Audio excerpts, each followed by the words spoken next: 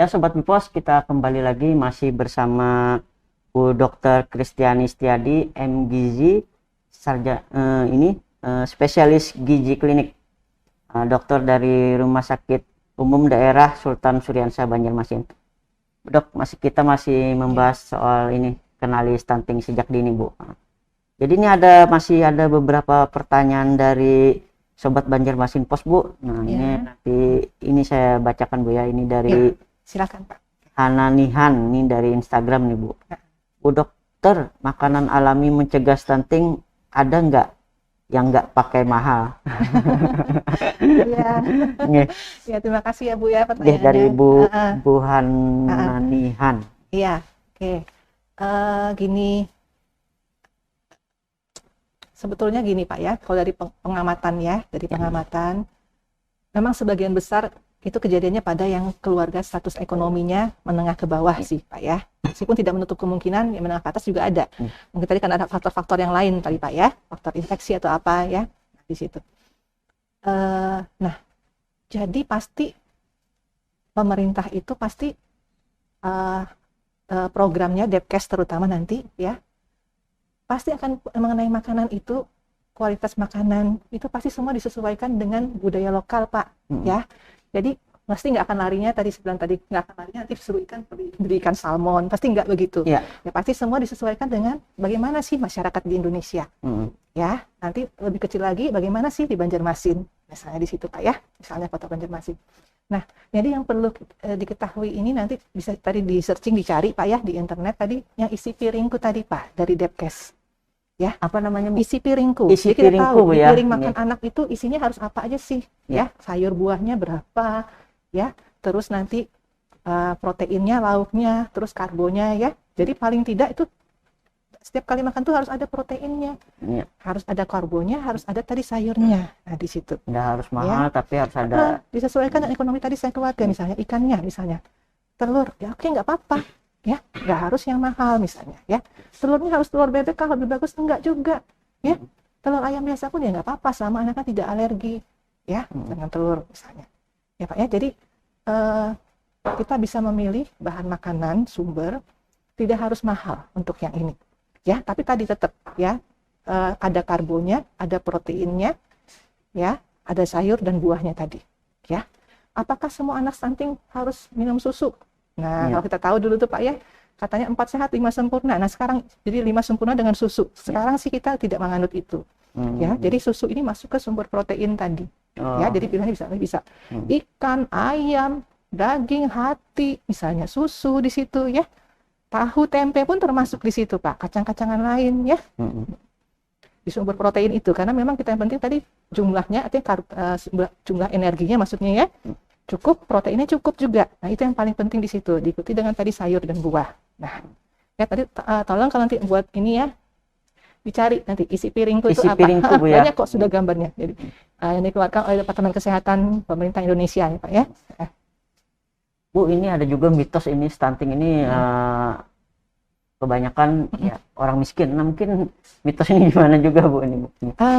Iya Pak, karena tadi kalau kita bagi secara garis besarnya tadi ya, faktor apa yang pertama tadi kan faktor perilaku, tadi kan hubungan ibu dan keluarga tadi ya. Nah, terus ada faktor lingkungan tadi Pak. Nah, faktor lingkungan tadi termasuk situ ekonomi. Nah, maka tadi nih, bagaimana nanti peran pemerintah nih untuk membantu di sektor ini? Ya, jadi kita tidak bisa hanya memberikan gini, kalau memberikan misalnya, kita berikan saja, kita kasih aja biskuit PMT. Nah, belum tentu itu dimakan juga anaknya. Nah, jadi maksudnya tidak harus dilihat ya, mana yang bisa membantu keluarga ini secara jangka panjang Pak.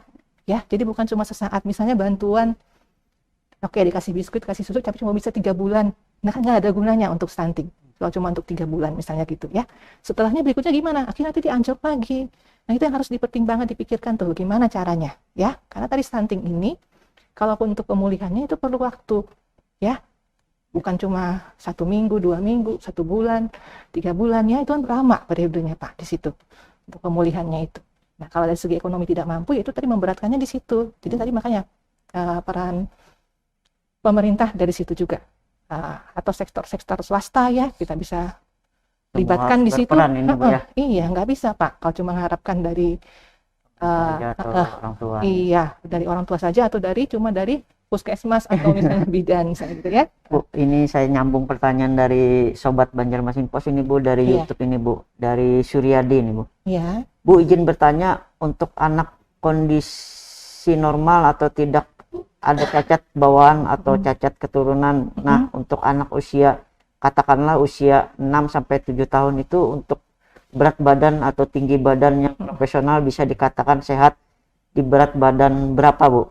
Dan tinggi badan berapa? Oke. Ini semua mengenai itu namanya antropometri ya Pak ya. Antropometri ya. Jadi selain usia, jenis kelaminnya apa nanti di situ juga. Jenis kelamin apa? Menentukan juga menentukan di situ. Baru kita bisa tahu nanti. Karena kurva pertumbuhannya beda antara anak laki, anak perempuan. Jadi berapa berat badan, berapa tinggi badannya di situ. Ya Pak ya. Silakan nanti paling gampang sekali deh.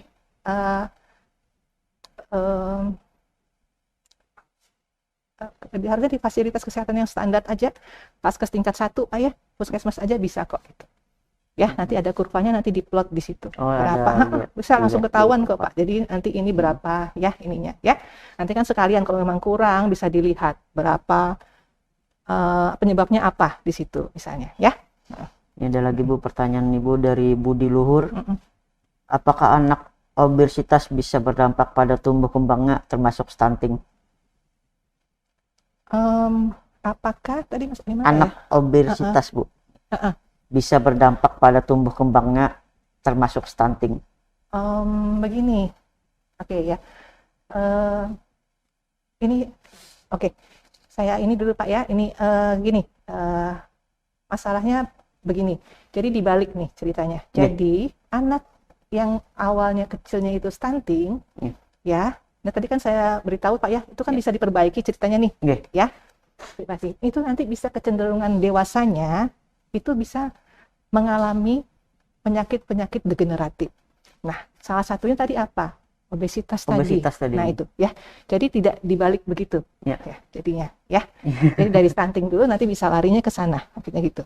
Ya. Oke. Bu, untuk aturan empasi juga gimana nih Bu? Kan banyak juga nih yang agak keliru nih Bu. Misalnya banyak karbo, gorengan, terlalu banyak syukur. Namun berat badan naik bagus dan kurva pertumbuhan baik. Apakah ini berbahaya juga Bu? Ya, begini. Oke, terima kasih juga pertanyaannya ya ini ya. Jadi artinya nih banyak cara masaknya digoreng cerita gitu Pak ya. Tapi ini saya anggap ibunya nih artinya ya. Tapi katanya kurva pertumbuhan anaknya bagus aja sih katanya gitu ya. Nah cerita gini. Ya, dia bagus karena kurva pertumbuhannya cukup Pak ya, sesuai dengan ininya ya. Tapi kita harus memikirkan efek jangka panjangnya ya. Apalagi misalnya begini nih, kalau kita bicara mengenai gorengan ya, itu lemaknya itu lemak jenuhnya yang paling tinggi di situ ya. Anak kecil perlu nggak? Perlu, tapi ada batasannya juga ya. Kalau itu berlebihan itu nanti berbahaya nanti ke saat dia dewasa ya. Penyakit-penyakit nanti yang berhubungan dengan lemak jenuh tadi, misalnya dari jantung koroner misalnya ya Pak ya, misalnya nanti ke pengapuran, maksudnya penumpukan lemak di dinding pembuluh darah. Nah itu semuanya di situ ya. Sebenarnya begini, kebetulan juga kan sekarang kan minyak goreng lagi mahal Pak ya. Ya mungkin ini ya, bukan berarti tidak masak yang digoreng ya. Mungkin perlu kita atasinya begini ya. Misalnya 3 kali makan sehari, pagi siang malam semuanya goreng. Belum camilannya nanti gorengan lagi misalnya gitu. Nah, itu tuh yang pelan-pelan kita kurangin di situ ya. Pas juga kan sesuai kan, kondisi minyak mahal, ya kita jadi lebih hemat. Nah ya, apalagi kan kalau digoreng jadi minyaknya jadi minyak jenuh lemaknya gitu loh. Itu berbahaya untuk kesehatan terlalu banyak. Bu, pemberian zat besi kepada anak-anak atau remaja itu juga ada aturan-aturannya nggak Bu? Ada ya Pak ya.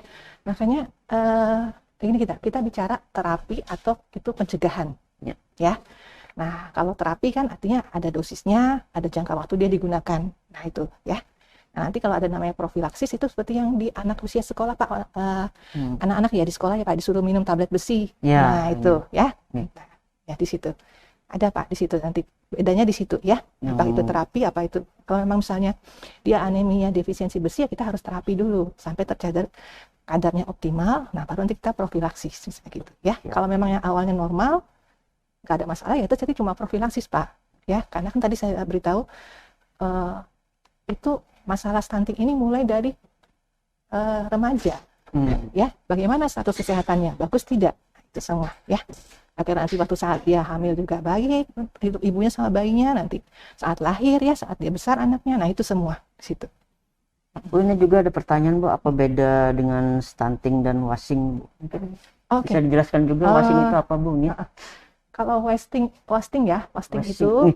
itu ngarahnya ke berat badan Pak. Oh berat badan. Kalau kita bicara stunting yang kita lebih prioritaskan itu masalahnya di tinggi badannya atau panjang badannya itu tidak sesuai. Kalau di bawah persentil min 2 SD tadi, atau di bawah min 2 SD ya. Biasanya kalau anak yang stunting, kalau biasanya berat badan petinggi badannya itu sih nggak ada masalah di situ lah ya.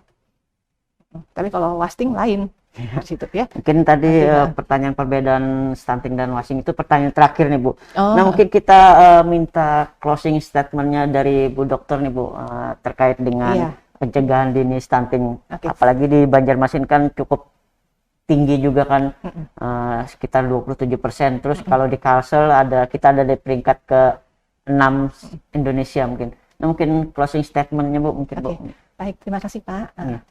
Oke, kita tadi sudah bicara mengenai stunting ya. Nah, sekarang yang perlu ditegaskan nih, satu, kita harus tahu dulu stunting itu yang bagaimana. Jadi tidak semua anak pendek itu stunting, ya. Nah, jadi memang setelah diukur dia memang pendek berdasarkan golongan usianya, tadi harus ada faktor lain tadi, faktor malnutrisi kronisnya, karena itu penyebabnya dia jadi pendek, ya. Apakah ada asupan makan yang kurang, apakah ada infeksi, itu yang kita harus lihat di situ. Jadi harus ada dua faktor itu di stunting, ya. Tidak bisa hanya cuma satu di situ ya. Nah terus berikutnya apa, stunting ini merupakan masalah yang sangat melibatkan banyak faktor ya, baik tadi faktor dari keluarga rumah tangga sendiri tadi, baik ibu atau orang tuanya Pak ya, anaknya sendiri, faktor lingkungannya, termasuk di sini nanti faktor dukungan pemerintah. Nah di situ ya. Baru yang ketiga itu faktor kesehatan, layanan kesehatannya. Jadi semua ini harus berkolaborasi. Jadi tidak bisa diharapkan satu faktor saja, karena tidak akan pernah selesai masalahnya kalau begitu. Sekian dari saya Pak, terima kasih. Oke deh Bu Dokter, banyak banget penjelasannya nih mungkin. Bu Dokter, terima kasih banyak sudah mau bergabung di program acara Bitok, bicara apa saja Banjarmasin Pos. Mungkin kita nanti ketemu lagi di lain waktu nih Bu ya. Amin Pak, sama-sama, terima kasih. Oke Sobat Banjarmasin Pos, sekian dulu acara kita Bitok, program Health and Beauty. Mungkin kita nanti bisa bertemu lagi di lain waktu. Assalamualaikum warahmatullahi wabarakatuh.